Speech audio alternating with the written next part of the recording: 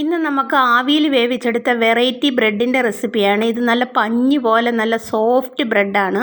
അപ്പോഴെങ്ങനെ തയ്യാറാക്കുന്നതെന്ന് നോക്കാം. അതിനായിട്ട് ഒരു ബൗളിലേക്ക് ഇളം ചൂടുള്ള 1 കപ്പ് പാലും 2 സ്പൂൺ ഈസ്റ്റും 1 സ്പൂൺ പഞ്ചസാരയും ഇട്ട് നന്നായിട്ടൊന്ന് മിക്സ് ചെയ്ത് 10 മിനിറ്റ് അടച്ചു വെക്കാം.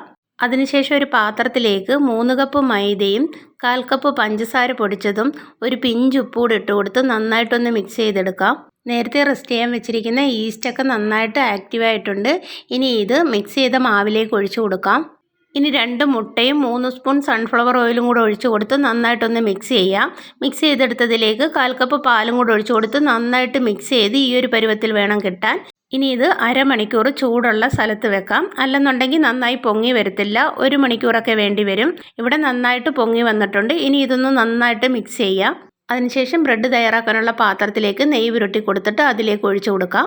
ഇനി ഇതൊന്ന് ലെവൽ ചെയ്ത് കൊടുത്തിട്ട് ഒന്ന് ടാപ്പ് ചെയ്ത് കൊടുത്ത് അടച്ച് വെച്ച് ഒരു 20 മിനിറ്റും കൂടെ റെസ്റ്റ് ചെയ്യാം. വീണ്ടും ഒന്നും കൂടെ പൊങ്ങി വരാൻ വേണ്ടിയിട്ടാണ്. ഇവിടെ നന്നായി പൊങ്ങി വന്നിട്ടുണ്ട്.